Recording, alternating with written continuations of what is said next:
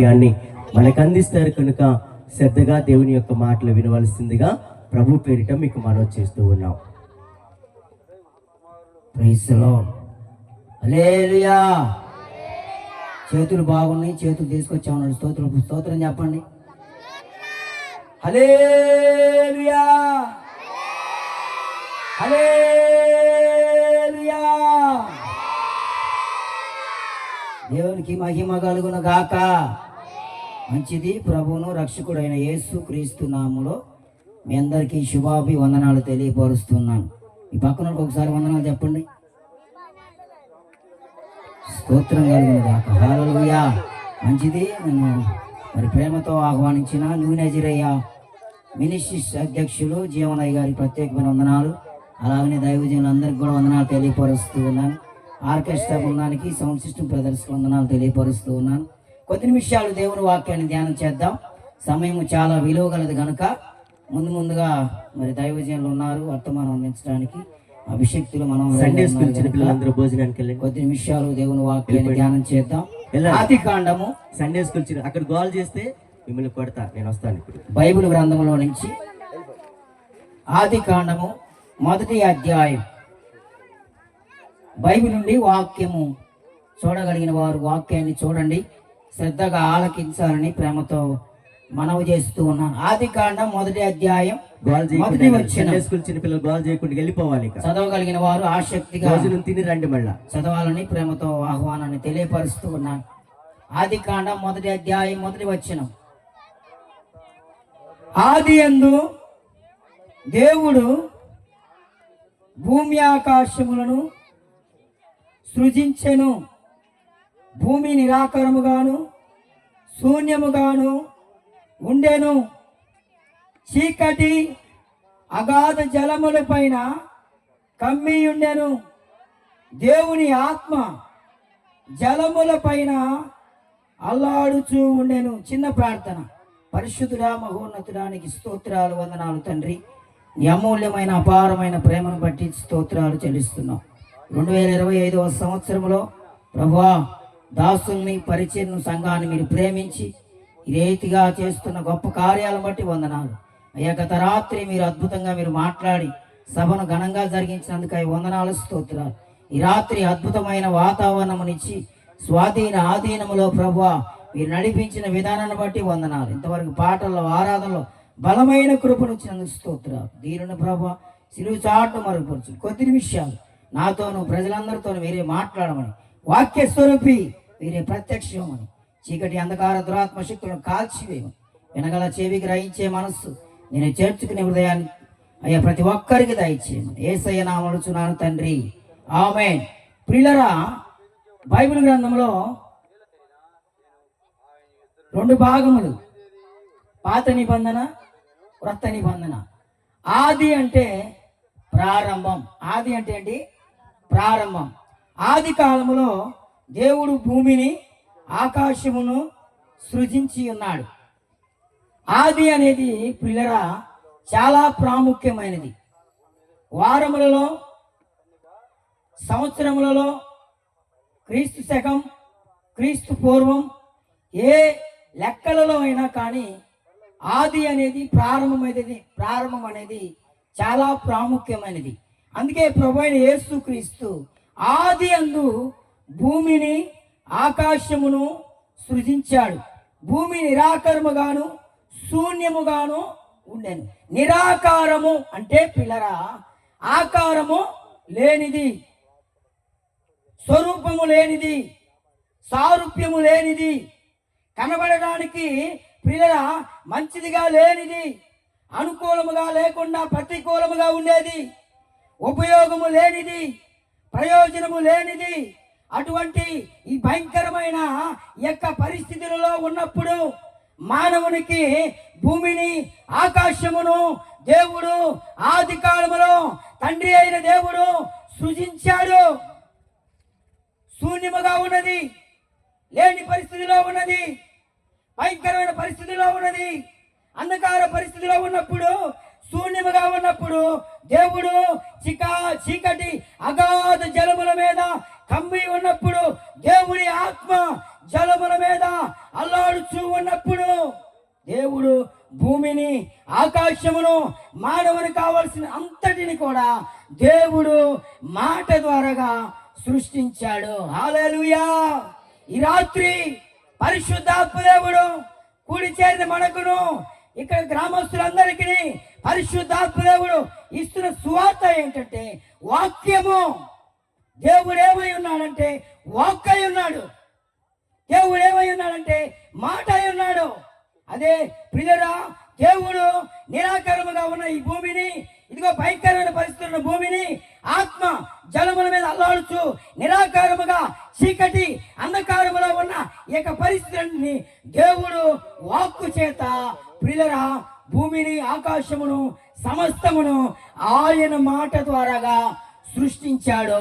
ఆయనే సర్వశక్తి కలిగిన యేసు. చప్పటి కొట్టి గట్టిగా హల్లెలూయా. దేవుడు ఏమై ఉన్నాడు? ఆ దేవుడు మనతో ఏం మాట్లాడుతూ ఉన్నాడు? 3 మాటలు తెలియపరిచి వాక్యాన్ని ముగిస్తాను. యోహాను సువార్త 1వ అధ్యాయం, యోహాను సువార్త 1వ అధ్యాయం 1వ వచనం. త్వరగా సహకరించండి. యోహాను సువార్త 1వ అధ్యాయం 1వ వచనం. ఆదియందు, అదిగో ఆదియందు వాక్యము ఉండెను, వాక్యము దేవుని యొద్ద ఉండెను, వాక్యము దేవుడై ఉన్నాడు. మరలా చప్పటి కొట్టి గట్టిగా హల్లెలూయా. ఆదిలో పలికిన వాక్యం, మాట ద్వారా పలికిన వాక్యం, మాట ద్వారా సృష్టికర్త ఆ యేసయ్య, ఆ తండ్రి అయిన దేవుడు, పరిశుద్ధాత్మ దేవుడు ఆది యందు ఏమై ఉన్నాడు? వాక్యమై ఉన్నాడు. వాక్యమై ఉన్న దేవుడు, వాక్యము దేవుడి యొద్ద ఉన్నది. దేవుడి యొద్ద ఉన్నదని రూఢిగా, ఖచ్చితముగా, నిశ్చయముగా దేవుడు ఎందుకు మాట్లాడుతున్నాడంటే యేసయ్య ఏమై ఉన్నాడు? వాక్ అయి ఉన్నాడు. మానవుకు కావాల్సిన ప్రతి ఒక్కటి కూడా నా ప్రియమైన దేవుని దైవ జనాంగమా, ప్రభు అయిన యేసుక్రీస్తు వాక్ అయి ఉన్నాడు. ఆయన వాక్యం. దేవుడు ఏమై ఉన్నాడమ్మా? వాక్యమై ఉన్నాడు.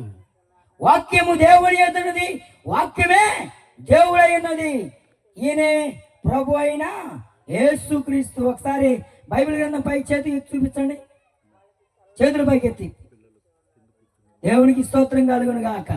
బైబిల్ కింద పెట్టి చప్పట్లు కొట్టండి గట్టిగా హల్లెలూయా. మన దేవుడు ఎవరు? వాక్యమైన దేవుడు. ఈ రాత్రి వాక్యం పెట్టున్న ప్రియమైన సహోదరి సహోదరులారా, సభలైన కావచ్చు, ముగింపు ప్రార్థనలైన కావచ్చు, కృతజ్ఞత ప్రార్థనలు కావచ్చు, ఏ ప్రార్థనలైనా, ఏ సహవాసమైనా, ఏ విషయాలైనా వాక్యము దేవుడు మాట్లాడుతాడు. వాక్యం అనగా ఏంటి? దేవుడు మనతో మాట్లాడుతాడు. ప్రార్థనగా మనము దేవునితో మాట్లాడుతాం. దేవుడు ఏమై ఉన్నాడు? వాక్యమై ఉన్నాడు. ఆ వాక్యమే ఈ సృష్టి అంతటిని సృష్టించింది. ఈ రాత్రి వాక్యం వింటున్న దైవజనమా, దేవుడు ఎవరై ఉన్నాడో ఈ రాత్రి నువ్వు తెలుసుకో. ఏది పడుతుంది దేవుడు కాదు, అందులో ఒక దేవుడు కాదు. ఈయన దేవుడు ఎవరు? సృష్టికర్త, సర్వంతర్యామి, నిన్న నేడు ఏకరీతి కలిగిన గొప్ప దేవుడు, ఆశ్చర్యకరుడు. కొట్టు గడిగే తప్పట్లో హల్లెలూయా. ఆది యందు వాక్యమై ఉండెను. 14వ వచనం చూడండి. ఆ వాక్యము నీ కొరకు, నా కొరకు, పాపములో, అతిక్రమంలో, అక్రమాల్లో, ఇదిగో పిల్లరా, ఆధ్యాత్మికమే పాపం, పాపం వల్ల జీతం మరణం, మరణం వల్ల జీతం నరకం. ఈ నరకములో దారి తప్పిన, ఇదిగో పడిపోతున్న అంధకార పరిస్థితులను మానవుని తప్పించడానికి ఆ వాక్యము ఈ భూమి మీదకి దిగి వచ్చి శరీరధారిగా మన మధ్య సంచరిస్తుంది. కొట్టు గిడికి తప్పట్లో హల్లెలూయా. వాక్యం ఏం చేసిందంట? శరీరధారి అయి మన మధ్య సంచరిస్తా ఉన్నది. చదవండి. కృపా సత్య సంపూర్ణుడుగా మన మధ్య నివసించెను. తండ్రి వలన కలుగు అద్వితీయ కుమారునికి మహిమ మనము ఆయన మహిమను కనుగొంటివి. అప్రియమైన దేవజనం, ప్రేమతో మాట్లాడుతూ ఉన్నాను. పరిశుద్ధాత్మ దేవుడు, దేవుడు వాక్యమైన దేవుడు. ఆ వాక్యము శరీరధారి అయి మన కొరకు, నీ కొరకు, నా కొరకు ఆయన సంచరిస్తూ వచ్చాడు. ఆయన వాక్యమైన దేవుడు. అయితే పిల్లరా, ఆ వాక్యం నిన్నేం చేసిద్ది? ఆ వాక్యం నన్నేం చేసిద్ది? ఏం చేసిద్దో చూడండి. దావీదు భక్తుడు మాట్లాడుతున్నాడు. కీర్తన గ్రంథము 119వ అధ్యాయం 50వ వచనం. వాక్యం ఏం చేసింది? 2 మాటలు చెప్పి నీ వాక్యాన్ని ముగిస్తాను. కీర్తన గ్రంథం 119 అధ్యాయం 50వ వచనం, నీ వాక్యము నన్ను బ్రతికించును, నా బాధలలో ఇదే నాకు నెమ్మదినిచ్చెను. ఆమేన్, హల్లెలూయా. నీ వాక్యము నన్ను బ్రతికించును. వాక్యము బ్రతుకునిచ్చిద్దండి. అందుకే ప్రభు అయిన యేసుక్రీస్తు అంటాడు కదా, మనుష్యుడు రొట్టె వలన కాదు బ్రతికేది, దేవుడు నోట నుంచి వచ్చు. కొట్టు గట్టిగా, చప్పట్లు గట్టిగా, హల్లెలూయా. దేని నుంచి అంట? ప్రియరా, కొన ఊపిరితో ఒక మనిషి చనిపోయి ఉన్నాడు, ఇదిగో పడిపోయి ఉన్నాడు, ఇదిగో నిస్సహాయ స్థితిలో ఉన్నాడు, ఇదిగో నీరసిన పరిస్థితిలో ఉన్నాడు, అంధకారంలో ఉన్నాడు, ప్రాణంతో కొట్టుకొని పోతున్నాడు. ఒక వ్యక్తి వచ్చి నీకేమీ కాదు, నువ్వు బ్రతుకుతావు, నువ్వు జీవిస్తావు, మరలా పురుగొలుపుతావంటే ఆ వ్యక్తి ప్రాణంలో, ఆత్మలో, మనసులో ఉద్యోగం పొందుకొని మరలా ఆరోగ్యవంతుడిగా మారతాడు. ఇదేం చేసింది? ఈ మాట ఏం చేసిందండి? తనలో బ్రతుకునిచ్చింది. అదే వ్యక్తి వచ్చి అంటాడు, నీ పని అయిపోయింది, చనిపోతావు, ఇక నువ్వు బ్రతకమంటే స్పాట్లో చనిపోతాడు. అవునా? అమ్మ, అర్థమవుతుంది నా మాటలు? అంటే చూడండి, ఒక నోటి మాట ఏం చేసిద్ది? బ్రతికిచ్చిద్ది. ఈ రాత్రికాల సమయంలో బంధువులు, ఆత్మీయులు, స్నేహితులు, రక్త సంబంధులు, ఈ లోకములో ఉన్నవారు ఒకవేళ వారి నోటల చేత, వారి మాటల చేత, వారి చింతల చేత, వారి యొక్క వేదన చేత, వారి బాధల చేత, వారి శ్రమల చేత నేను ఒకవేళ కృంగిపరచవచ్చు, ఇదిగో నిలదీయవచ్చు, అవమానపరచవచ్చు, కష్టపరచవచ్చు. నేను ప్రకటిస్తున్న పరిశుద్ధ ఆత్మదేవుడు బ్రతికించే దేవుడు. హల్లెలూయా. కొట్టు గడిగే చప్పట్లో. బాధలలో నెమ్మదిచ్చేది ఆయన వాక్యం. మొదటిగా దేవుడి వాక్యం బ్రతికిచ్చిద్ది. రెండవది 107వ కీర్తన 20వ వచనం. 107వ కీర్తన 20వ వచనం, ఆయన తన వాక్కును పంపి వాగుపరుచును. హల్లెలూయా. దేవుని వాక్యము లోకము మీద ప్రబలినప్పుడు, దేవుని వాక్యము లోకము మీద, ప్రజల మీద, సమస్తం మీద ఇదిగో పిల్లల వెలువడి అయినప్పుడు, ఆయన స్వరము వెలువడినప్పుడు ప్రజలందరూ కూడా బాగుపరచబడ్డారు. హల్లెలూయా. ఏమయ్యారండి? బాగుపరచబడ్డాడు. నేను ఆరాధిస్తున్నా, మనం ఆరాధిస్తున్నా, ప్రకటిస్తున్న దేవుడు ఎవరో తెలుసా? వాక్యమైన యేసు. గుర్తుపెట్టుకో, వాక్యమైన యేసు సర్వ సృష్టికర్త, సర్వంతర్యామి, నిన్న నేడు ఏకరీతిగుండే గొప్ప దేవుడు. ఆయన వాక్యమైన యేసు. ఆ వాక్యము శరీరధారిగా ఈ లోకానికి వచ్చింది. ఆయన మన మధ్య సంచరించాడు. నీ కొరకు, నా కొరకు ప్రాణం పెట్టాడు. ఇదిగో గాయపరచబడ్డాడు, రక్తము కాల్చాడు, అవమానించబడ్డాడు, నిందించబడ్డాడు, కొట్టబడ్డాడు, ఏడ్చబడ్డాడు, మోసాడు భారమైన సిలువను. నా ప్రియమైన వాళ్ళరా, నీ కొరకు, నా కొరకు ఆయన మరణమైపోయాడు. నీ కొరకు, నా కొరకు ఆయన పునరుత్థానుడై తిరిగి లేచాడు. నీ కొరకు, నా కొరకు త్వరగా రాబోతున్నాడు. ఎల్లని దేవుడు స్థలమప్పకి స్థలాన్ని స్థితపరిచాడు. ఎవరైతే ఆ వాక్యాన్ని అంగీకరిస్తారో, చూడు ఈ వాక్యాన్ని ఏం చేసిందంటే, యోహాను సువార్త 5వ అధ్యాయం 24వ వచనం,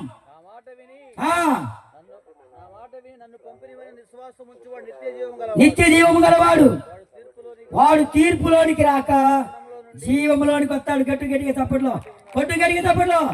ఎవరి మాట? బంధువుల మాట కాదు, స్నేహితుల మాట కాదు, ఇదిగో పిల్లల రక్త సంబంధుల మాట కాదు, అధికారుల మాట కాదు. ఎవరి మాట అంటే ప్రకటిస్తున్న దేవుడు, సృష్టికర్త అయిన దేవుడు, పరిశుద్ధాత్మ దేవుడు, ఆయనే ప్రభు అయిన యేసుక్రీస్తు. ఆయన మాట నిన్ను నిత్య జీవం. ఏ జీవం ఇది? నిత్య జీవంలోనికి నడిపించేదే యేసయ్య వాక్యం.